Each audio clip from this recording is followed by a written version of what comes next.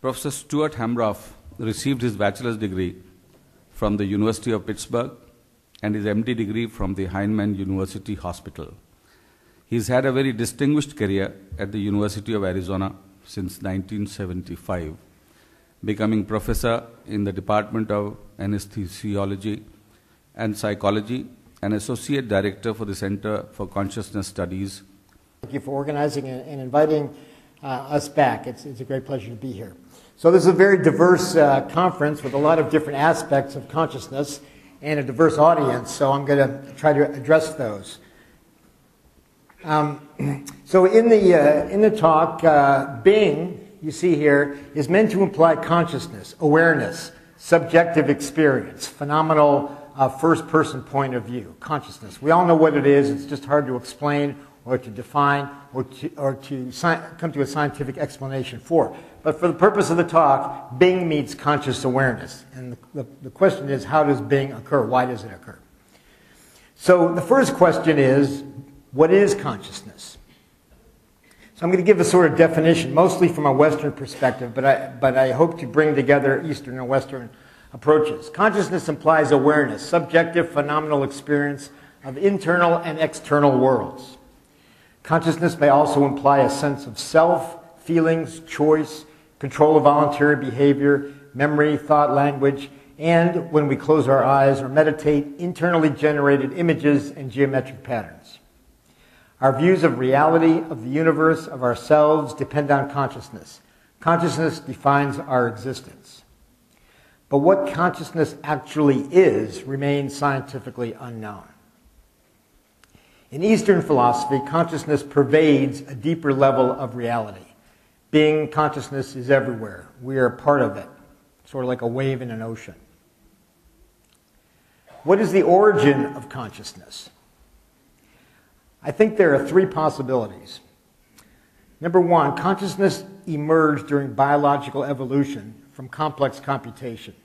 This is the view taken by most Western scientists, reductionists, materialists, most Western philosophers, most neuroscientists, psychologists, cognitive scientists.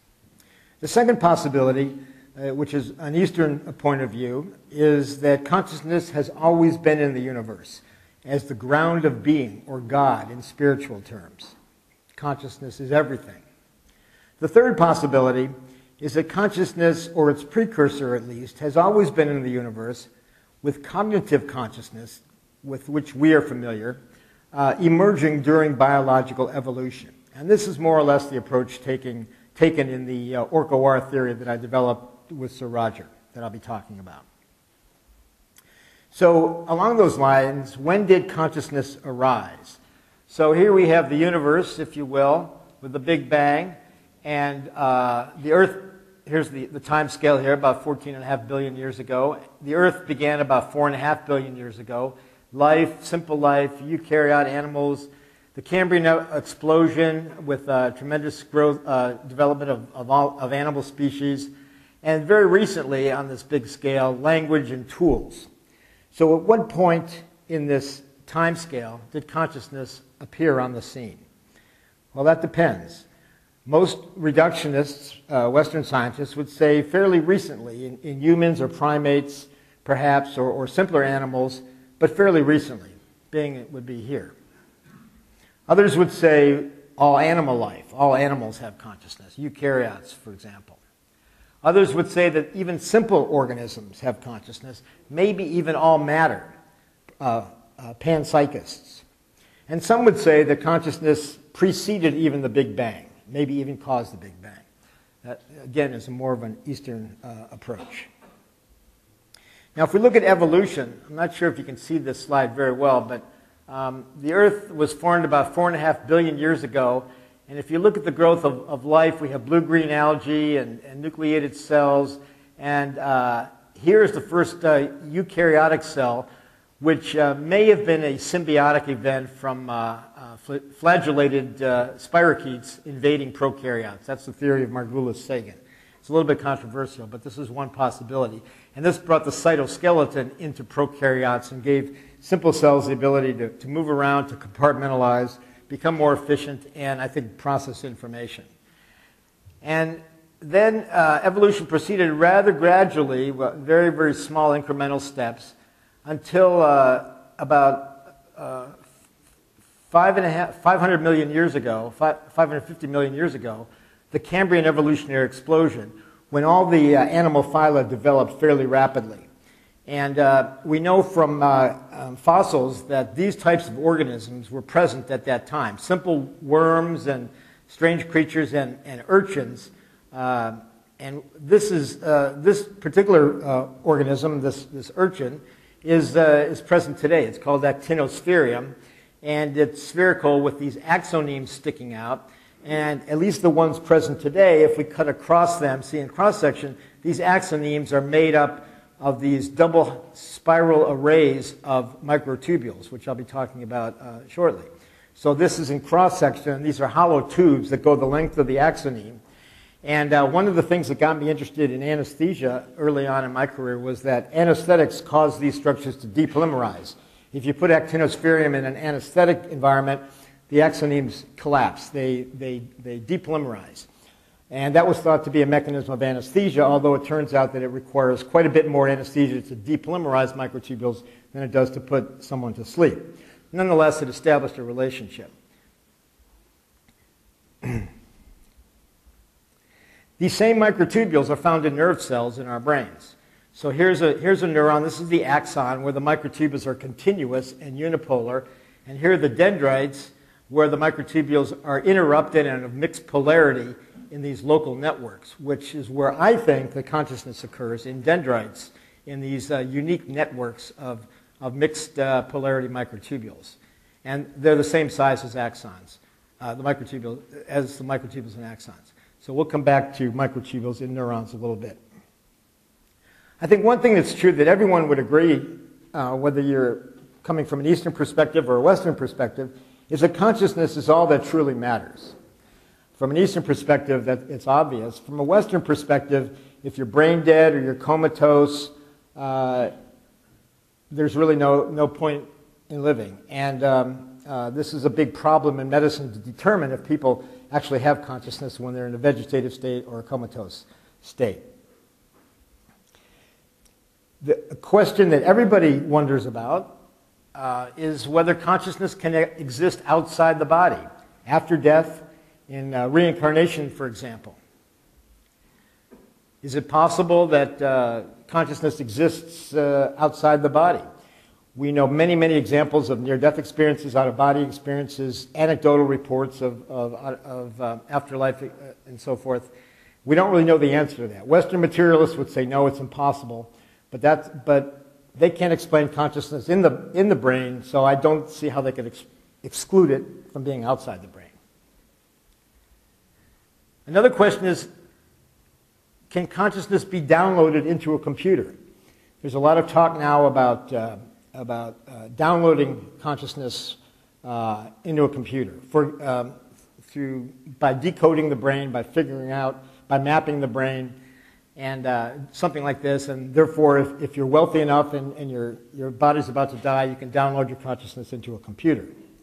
The big champion of this idea is, one of them is Ray Kurzweil, whose idea is called the singularity. The idea there is that when our computers get equivalent to the brain in terms of computational complexity, that consciousness will be able to be downloaded into a computer, that consciousness can exist in a computer. I don't think so, but we'll come back to that. Now, one example of this is the film The Matrix, where consciousness existed in a virtual reality, Bing, perhaps, and also the film The Avatar, where consciousness was downloaded into this avatar who existed in this different world. The answers to these questions, whether consciousness can exist outside the body after life, and or whether it can be downloaded into a computer, depend on what consciousness actually is. So the question then becomes, how does the brain produce consciousness? We know the brain has consciousness. How does it do that? That's a good question. It's something that I've been spending my career working on, and many of the people in this room have, and many people around the world have. We take it for granted that when we open our eyes, the world out there appears in our head. something like that. How that happens is studied by neuroscientists who probe the brain, by roboticists, computer scientists, by artists who try to capture the essence of awareness, physicists studying reality, psychiatrists looking into the deeper levels of the brain, anesthesiologists, and that looks suspiciously like me, meditators and Eastern spiritualists, and Western philosophers. So in Western philosophy, the brain is thought to produce consciousness by complex computation among neurons. So the light enters Plato's head, if this is Plato, bing, and he has the world in his head. The world out there is all in our head, according to Western philosophy. But this causes some problems. As Plato noted, for example, this representation may poorly represent reality. For example, in Plato's cave, where his impression was that only two-dimensional shadows existed. There were only two dimensions in reality, and that was enough. That's all he knew, or they knew. Perhaps there's a deeper reality, more exciting, more interesting, deeper. And a lot of people today think that that's the case. Descartes picked up on this idea and noticed that it was true that we could each be a mere brain in a vat, fed information by an evil genius. So here's a brain in a vat. Evil computer, in this case, is feeding information, and he's thinking, bing, I'm walking outside in the sun. We don't, and this is the Matrix and other films have picked up on this idea. So both, according to Western philosophy, both consciousness and reality may be illusion. So modern Western science sees the brain as a computer in which nerve cells, neurons, shown here, and synapses act like bits and switches in a computer. So this is the basic metaphor, analogy, between the brain and computers. And the idea that each neuron, firing on each neuron is one bit, one single bit of information. And I think there's big problems with that, but that is the paradigm. We'll come back to that. Descartes made other contributions. He said that the contents of consciousness are like a play on a stage. So we have inputs, script, story, props, actors, lighting, and so forth onto a stage, which is then presented to the audience. So the problem is, who's the audience? For Descartes, it was the soul floating above the body. He was a dualist. Now, in the 70s, computer scientists, Simon and Newell and many others, developed similar computer architectures based on this, where you had various inputs into a global workspace or a CPU that then presented outputs which went to a monitor, so you could look at it on a computer screen. In the 80s, neuroscientists, including Bernie Bars, Edelman, Tononi, Shanzhou, Dehane, Crick and Kolk, and others, cast thalamocortical oscillations as this Cartesian theater, if you will, with sensory inputs, memory, and so forth, coming down from executive cortex into this thalamocortical system, which then somehow produced consciousness, bing, based on sensory stimuli and arousal, bottom up and top down. And that was the dominant paradigm for a number of years. Thalamocortical projections mediate arousal and sensory-based consciousness. So this is the thalamocortical system, and you can see coming up from below, it spreads out to all different parts of the cortex. But what about mental states without sensory inputs and arousals? What about if you close your eyes and daydream? Perhaps some of you are doing that right now, and thinking about something else. These are task-free, stimulus-independent thought, internally generated states, mind-wandering, episodic memory, meditation, daydreaming. They may not depend on sensory inputs. How does that work? Marcus Raichle described these types of processes as default modes, or the brain's dark energy, and showed that they included a number of things like episodic memory, introspection, self-referential thought, daydreaming, etc., creativity, meditation, that occurred without sensory inputs. They could be cued or triggered by sensory inputs, but they can occur without them. And he showed in this excellent paper in 2005 in PNAS that, if you look at these areas here, that over time they flip from being very active to very inactive, and other areas do the opposite. So it seems that either the sensory-based inputs system or the default mode system are active at any one time, and that the brain switches back and forth between these two states. So there's attention-based sensory processing, the thalamocortical system, and there's the default mode networks, mind-wandering episodic memory, internally generated states. And consciousness seems to go back and forth between these two states roughly every 10 seconds. Now, they can vary highly, but if you look at it over a longer time scale, it's about every 10 seconds. And these were the anti-correlated networks of Rakel. Now, the sensory-driven and default mode networks don't really tell us about consciousness, however, because both of them, or either of them, can either be non-conscious, what David Chalmers calls the easy problems, zombie modes, the autopilot.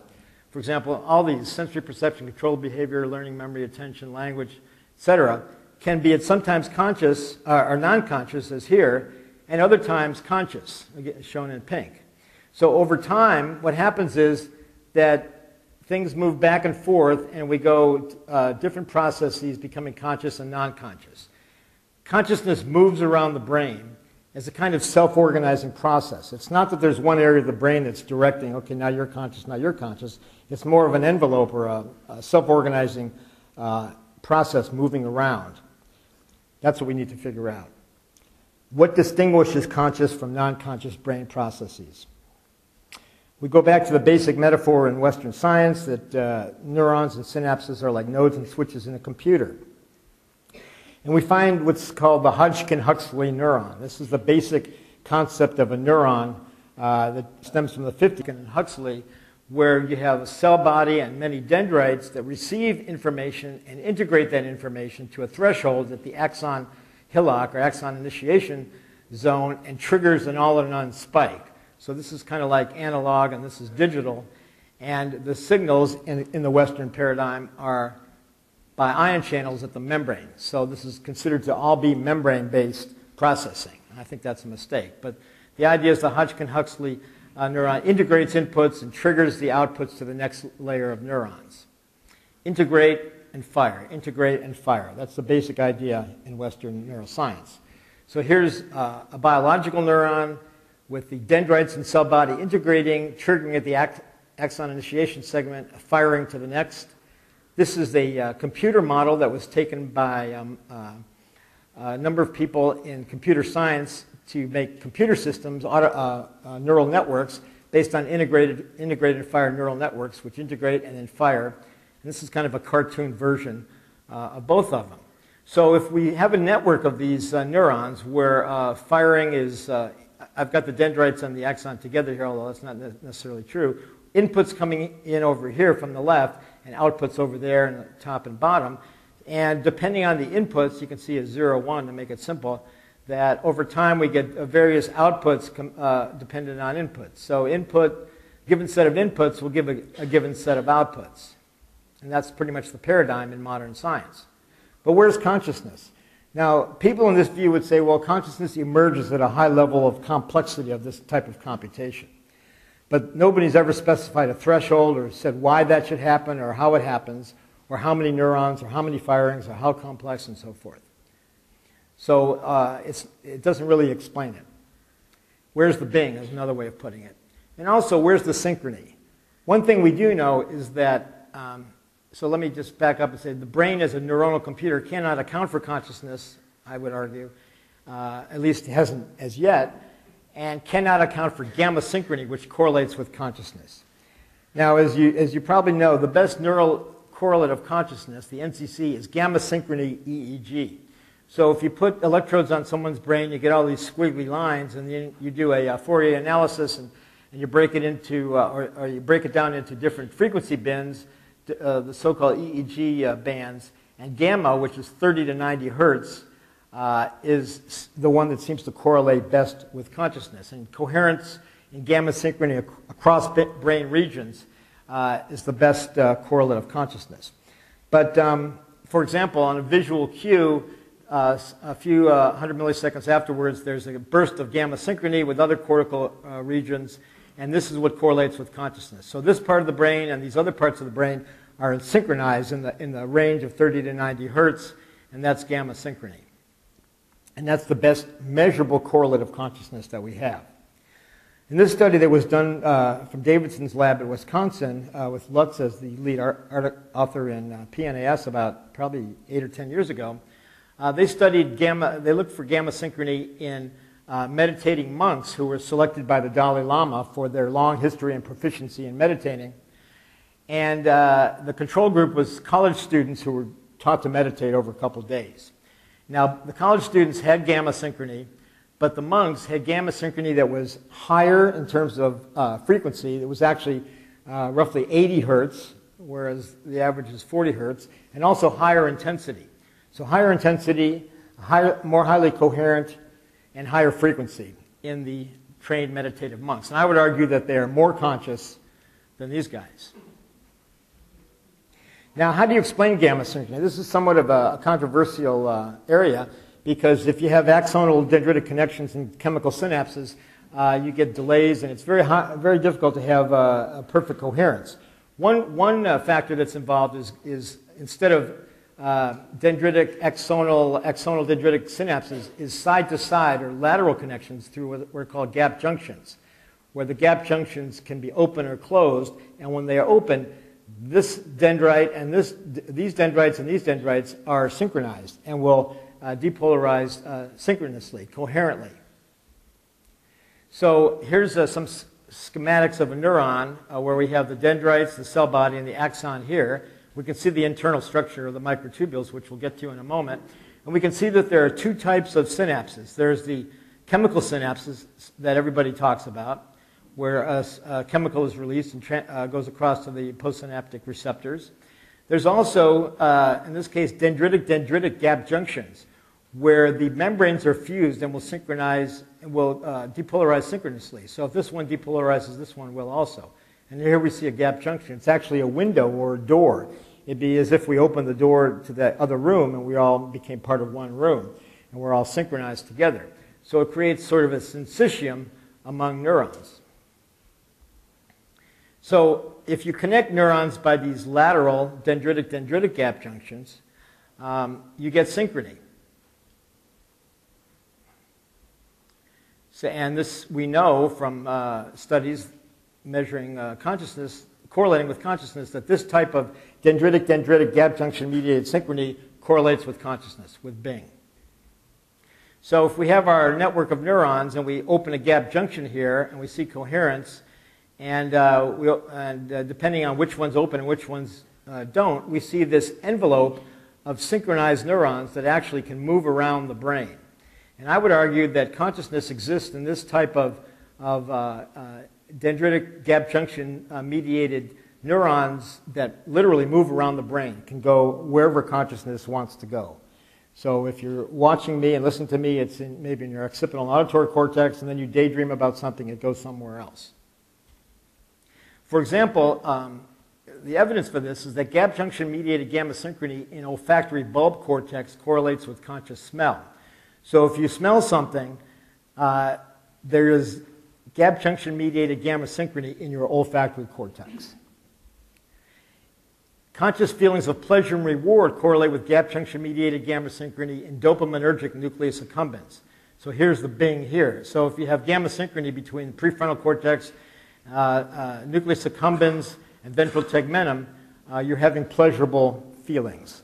And that correlates with gap junction mediated synchrony in these areas. So to summarize these ideas, I published a paper called The Conscious Pilot, which is based on the idea that dendritic synchrony moves through the brain to mediate consciousness. And I used a metaphor of an airplane on autopilot.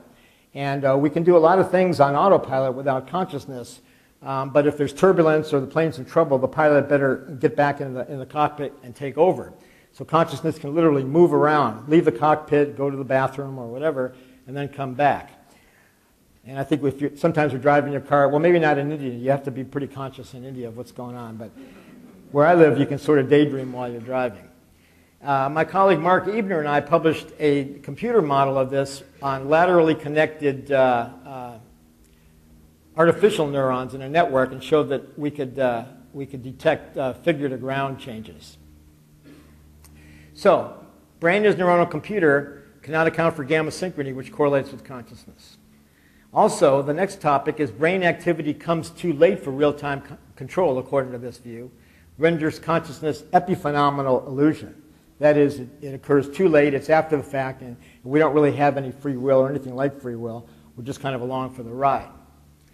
The evidence for this goes back a long ways. Brain activity correlating with conscious perception apparently occurs too late, 150 to 500 milliseconds after impingement on our sense organs, to account for actions initiated or completed within 100 milliseconds. So let's say you're talking to somebody and you hear what they say and you respond to them. You think you're responding consciously, but if you look in your brain, the activity that correlates with figuring out what they said happens after you've already responded. So this includes preparation of spoken words, analysis of sensory input, choice playing a voluntary action, hitting a baseball or a cricket ball pitched at 90 miles an hour. The processing just seems to be too late, but yet we've already responded. So the presumption is we respond non-consciously and have a false illusion of being in conscious control. Because subjectively, we feel as though we perceive and respond to these perceptions consciously. Consequently, subjective feeling of conscious control of these behaviors is illusion. They are merely non-conscious reflexive responses. Wegner, Dennett, and so forth. This is pretty much the party line in neuroscience, that we are acting non-consciously much of the time, and consciousness is epiphenomenal. It occurs too late. Accordingly, consciousness is epiphenomenal, and we are, as T.H. Huxley famously said, conscious automata, helpless spectators. And I use the Pac-Man here, who's being manipulated through this grid by somebody pushing a lever. Except in this case, it would be your subconscious or non-conscious activity moving you around. Is there any hope for free will?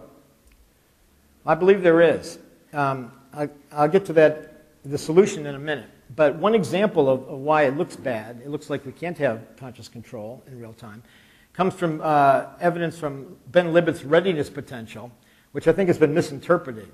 But basically, the experiment was you ask someone to lift their finger, and you record when they lift their finger, and you ask them when they decided to lift their finger, and you measure their brain activity. And what they found was that the readiness potential, that there's activity well before the person says, I decided to move it now, and even before they actually move their finger. So this was interpreted to mean that this activity here is initiating the finger movement, and this conscious intent, I decide to move my finger, happens after the decision has been made by your non-conscious brain. We'll come back to that in a second. Another example of this is the color 5 phenomenon. So over here we have a red ball and a green ball. Or actually, we have one ball. So the observer is looking this way. Here's the screen, and this is time. So the red starts on the left, goes away, and appears on the right a few milliseconds later. Red, green. Now, if you look at it, you see red turning to green halfway across, which makes sense. But if you then trick the person, after doing this maybe 100 times, you then go red, they're not fooled. You think they would be fooled because they're used to seeing that, but they're not. The observer seems to know what the final color will be. How does that happen? Now, Dan Dennett, who believes in epiphenomenalism, says that the brain alters and fills in content. Real-time perception is overwritten and remembered. So time is here in the red-green, and what he says is that it doesn't matter what happens in real time. What happens is what is remembered and put into memory storage. So there's a delay, and then you know, oh, it's green, or it's red. In this case, it's green, and that's what you remember. And implying our remembered consciousness occurs epiphenomenally after the fact. We are literally living in the past. And real-time conscious experience is an illusion. Is there any hope for free will? We'll come back to the color 5 phenomenon.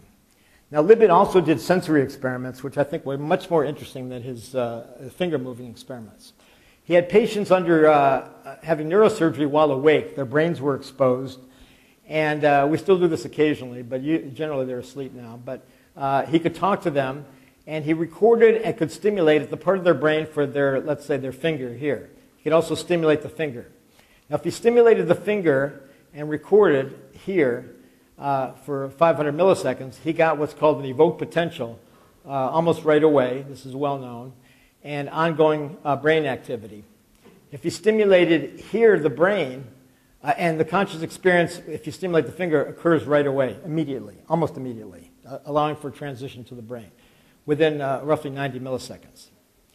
However, if you stimulate the brain directly and there's ongoing activity, you don't get the conscious experience for about 500 milliseconds, for about a half a second. And this is Libet's famous half a second, 500 milliseconds. So the point is that both, now, what he then did was he tricked them and stimulated the thalamus and so forth, where he got an evoked potential, but then there would be no further brain activity. So the point is that you need both the evoked potential and the ongoing activity out to 500 milliseconds to have conscious experience back here. So the brain or the person or someone must know somehow that this activity is going to continue for 500 milliseconds. Libet concluded that the subjective experience was referred backward in time, from the time of the neuronal adequacy, as he called it, back to the evoked potential. Consciousness is referred backward in time. Now, he published this and was ridiculed by Dennett and Pat Churchland and many philosophers. This is obviously impossible, he must be crazy, and they kind of badgered him, and he kind of backed off and changed his tune. But I think he was right. I think that consciousness can be referred backwards in time. Now, this sounds crazy, but it's known to occur at some times. So, for example, Wheeler and Feynman said that classical electromagnetics allow backward time referral, but requires quantum system, a coherent absorber. Yakir Aharonov, who works with Minas Kafadas, who is here, has described the dual vector theory. Each quantum state reduction sends quantum information both forward and backward in time. And Ben Schumacher and then Roger Penrose said that non-local quantum entanglement, which is a well-known phenomenon, involves referral of quantum information backwards in time. Now, entanglement, this is the EPR, Einstein-Podolsky-Rosen experiment, where you have two quantum particles that are paired, and they're in superposition of both up and down, spin, for example. And you send one along a wire to Rajasthan, another along a wire to Delhi, and you make the measurement in Rajasthan, and if it's down, then the partner in Delhi is up. And if this one's up, this one's down. There's instantaneous communication across many great distance. I think the current record is hundreds of kilometers. The explanation that Penrose and Schumacher and others put that when you make the measurement, the quantum information, which is a strange bird, quantum information, goes backwards in time to when they were together and then out the forward limb. And the communication, signaling, you can't really call it communication, involves backward time effects. There's evidence for this, too, backward time effects. Libet's backward time referral. Daryl Bem, Dick Bierman, Dean Radin have all done pre-sentiment experiments, or Bem called it feeling the future, where someone looks at a signal and seems to know in advance that it's what it's going to be. Zeilinger has shown choice of the measurement mode determines the wave-particle behavior. You can make the choice of measurement after the behavior has occurred, as long as it isn't observed in the meantime. You can have an effect backwards in time. And in neuroscience, I've noticed at least 3 labs that I'm aware of, mainstream neuroscience labs, doing mainstream types of experiments, have found responses of neurons in the brain before the stimulus occurs. But they cover it up. They won't talk about it. And it's embarrassing. And I've had someone say to me, well, if I talk, it'll ruin my career. Nobody will believe me. I'll say, you're sitting on one of the great discoveries of all time. You know, show a little courage. But so far they haven't. But we're working on it. So how would this explain some of the problems about epiphenomenalism? Well, if you have, going back to the color phi effect, instead of this happening afterwards, if you have backward referral, the observation can be in real time. So the observer knows that it's going to be green or red because the information is going backwards in time. Now, in Libet readiness potential, the non-conscious choice could be informed by backward time referral of quantum information So you actually make the decision at this point that you're going to move your finger, and it's sent backwards in time, and so it's consistent with the results. And I described all this in a paper in Frontiers in Integrative Neuroscience last year, how quantum brain biology can rescue conscious free will, because you need quantum effects in the brain to have this backward time effect. Now, this would require some effect on neuronal behavior other than inputs, membrane potentials, and so forth, some deviation from Hodgkin-Huxley behavior, and there's evidence for that. For example, in this paper in Nature in 2006, this is the prediction from Hodgkin-Huxley.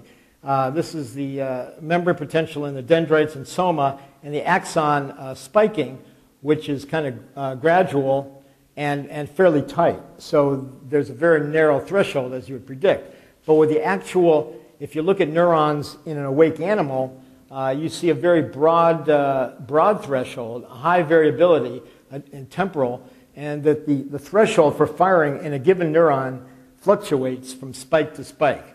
So there's some other factor initiating threshold and spiking other than simply membrane inputs. Also, the verticality of this was surprising, which seems to indicate that all the ion channels in the axon hillock were opening simultaneously, that they might be coherently coupled or entangled. So, for example, in integrate and fire, the variability, in the temporal variability and the wide threshold could be caused by backward time referral and or some other effects from internal cytoskeleton or other neurons.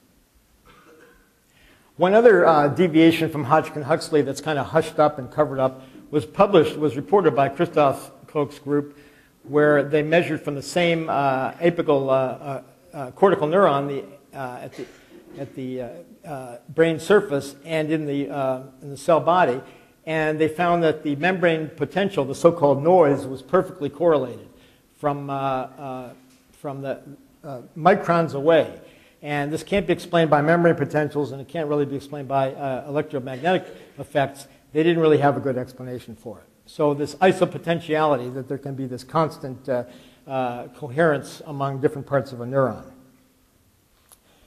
So that was brain activity comes too late. Another problem for mainstream approaches is quantum cognition. This is a very exciting new area that we're going to hear about from Peter Bruzza later in the week here. That mental activities fit quantum mathematics more closely than classical Bayesian mathematics. Now, what does that mean? For example, just descriptively, conflict, ambiguity, uncertainty are best viewed as quantum superposition of multiple possible judgments and beliefs. Measurement, for example, answering a question. You're not really sure, someone asks you a question, I better decide, you come up with an answer. Or reaching a decision, you just finally decide something, reduces possibilities to definite states. You're constructing reality, you're collapsing the wave function. This is more of a quantum paradigm. Previous questions influence subsequent answers, so sequence affects outcomes. This is contextual non-commutativity, which is a principle of quantum mathematics and not classical mathematics. And judgments and choices may deviate from classical logic, suggesting random or non-computable quantum influences. Something else is influencing the choices. Now, Pados and Busemeyer have a paper, a target article in Behavioral and Brain Sciences called Can Quantum Probability Provide a New Direction for Cognitive Modeling? And in that paper, they showed this graph where these are projections in abstract Hilbert space of mental representations. So for t equals 25 milliseconds in gamma synchrony, E is about 10 to the 10th tubulins, and there's about 10 to the 9th tubulins per neuron, but not all the tubulins in a neuron would necessarily be involved. So this could be anywhere from, we've estimated 20,000 to 1 million neurons for each conscious moment. In our recent paper, Roger and I are working on now, he put forth the idea that I really like, that the 40 hertz could be beat frequencies of slightly different, faster microtubule oscillations. For example, the megahertz oscillations in microtubules that Anirban Bandyapati has discovered, and I think we'll talk about later in the week. So, and he'll also tell us, I hope, about resonances in microtubules at different frequencies. And if you have resonances and beat frequencies, it's kind of musical. And it could be that consciousness is kind of the music of the universe, and that there's resonances and beat frequencies occurring in the very fine structure of the universe itself. So this is a video. Hopefully it will play. It's very short. Okay. Is there sound? The principal way brain cells communicate with each other is by exchanging chemicals. That's the large-scale view which all biologists understand. But in the neurons is a denser jungle of tiny structures called microtubules. Constantly flickering when you're conscious, they stop functioning under anesthetic. Hameroff concluded these microtubules must be an essential element in what creates consciousness. They create a secluded environment where quantum events could occur. He believes it's due to these quantum events that consciousness occurs at all. I always think it sounds better with a British accent. So with Travis Craddock and Jack Jasinski, we've gone a little bit deeper into this more recently and also tried to adapt to the quantum cognition paradigm, which I think is going to be a real change. If you look at what tubulin actually looks like, instead of these peanut-shaped cartoons, this is what it looks like. And this is the work. This is a simulation done by Travis, looking at the aromatic amino acids in tubulin, and why that's important. I'll come to in a second. But anesthetic gases, which is what my primary interest of study is, how anesthetics take away consciousness.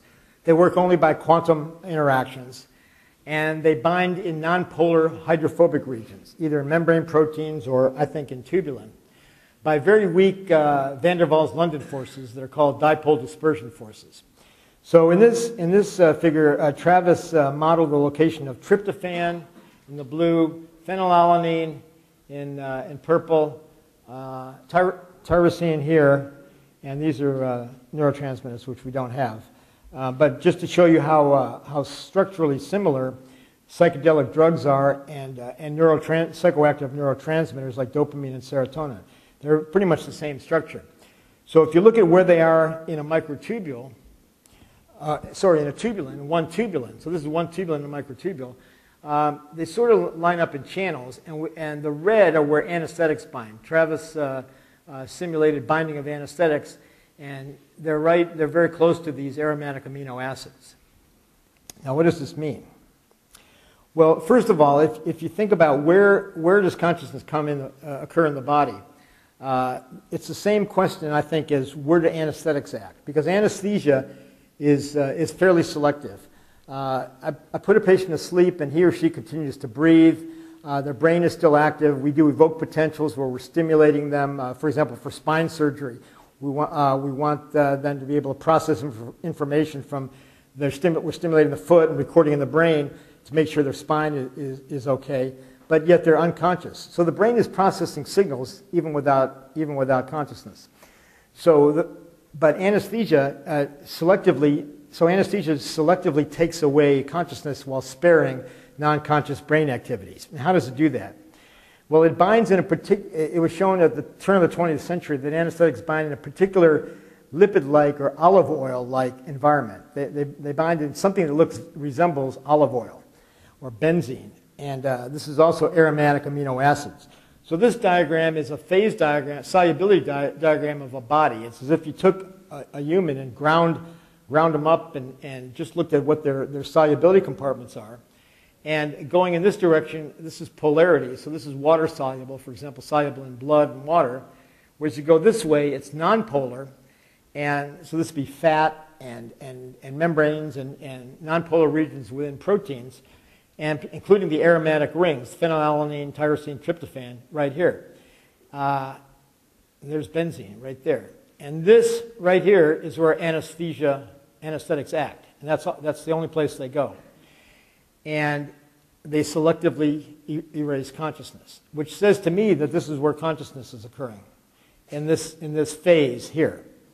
Now this is, but not in a ground-up former person, but in a person in whom these things are still viable. Namely, in the aromatic rings here, that Travis showed. And they act by what are called London forces.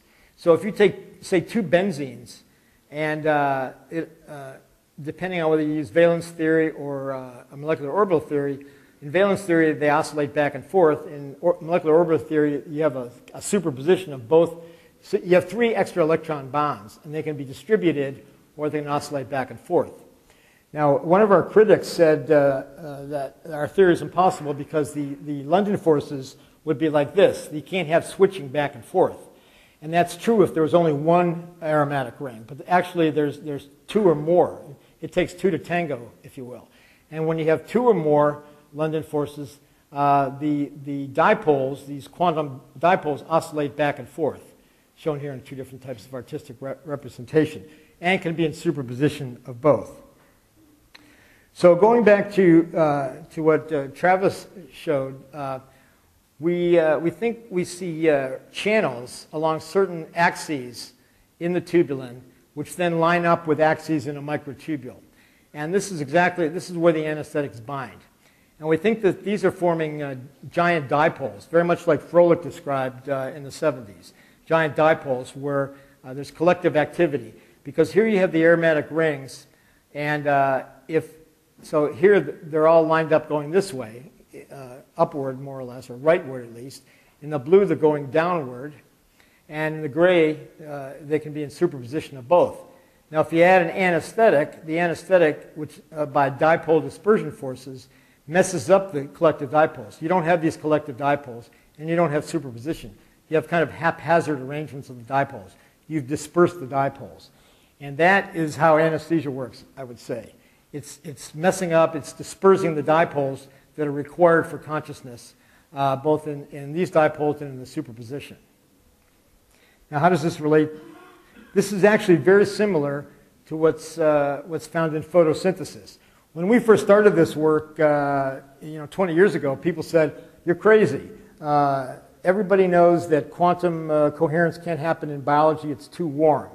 If you want to build a quantum computer, you have to go to the laboratory and do it at absolute zero because decoherence, any vibration, will mess up the quantum coherence."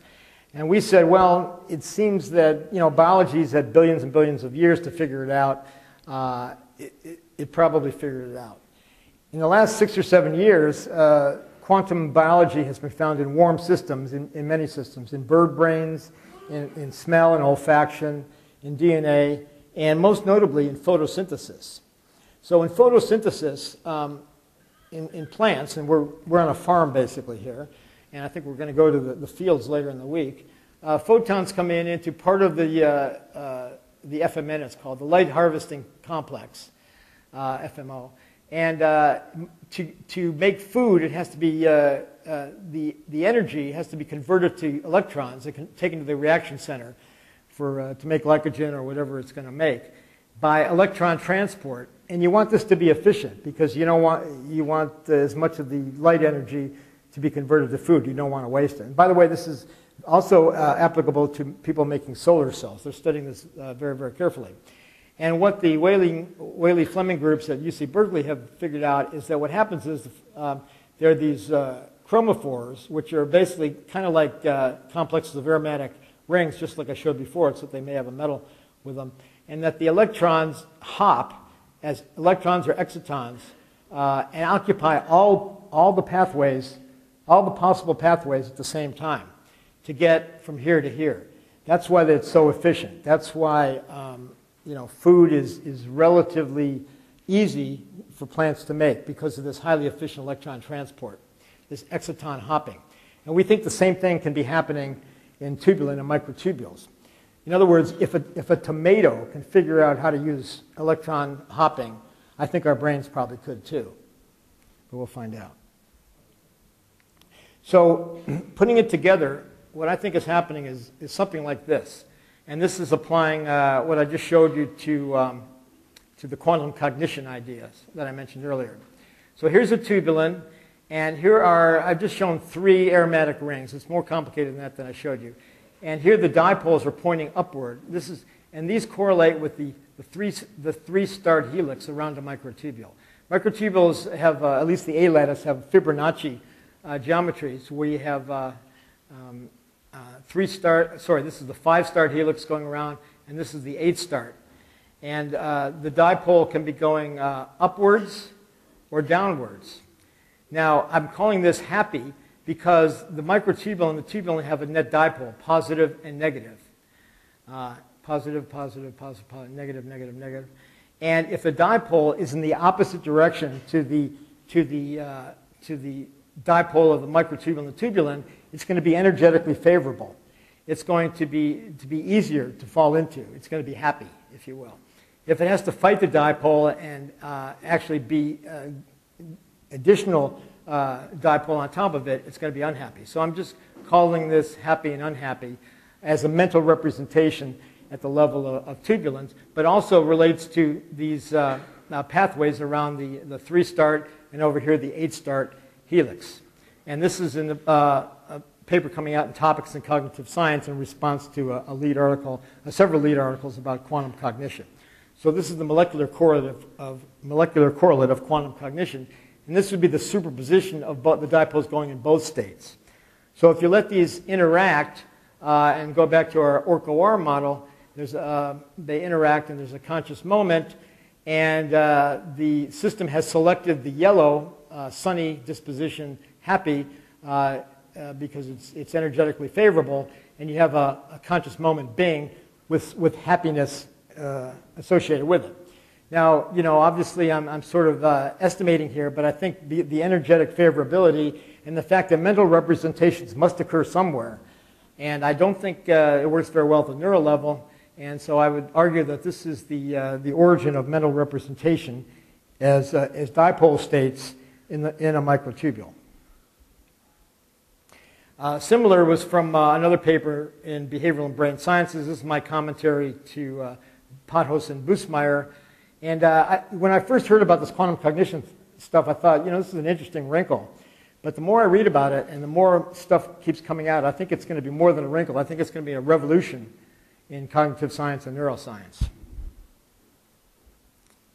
Now, these pathways, helical pathways, seem to be equivalent to what are called topological qubits or braids in topological quantum computing, and also to what are called quantum walks in a Feynman quantum chessboard.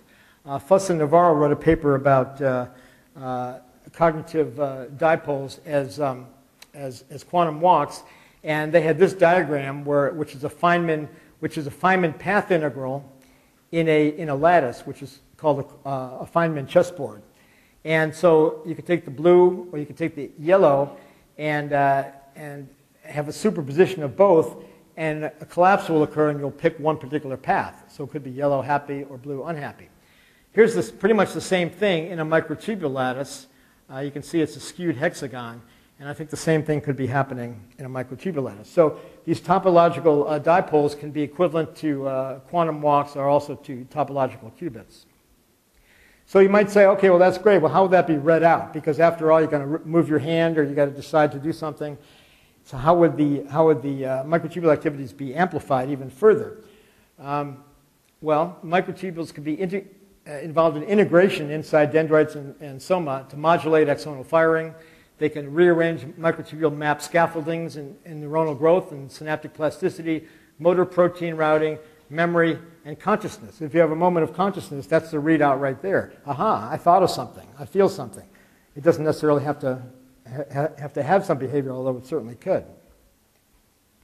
Another possibility is that it's involved in some kind of fractal like brain processes, and I'm going to briefly go over this because this has been talked about before, but there's a lot of evidence for fractal 1 over f scale invariant processes in the brain and EEG patterns, in fractal eye movements, in small world networks like airport hubs, speculation on holographic brain, in grid cells, in the entorhinal cortex, and so forth.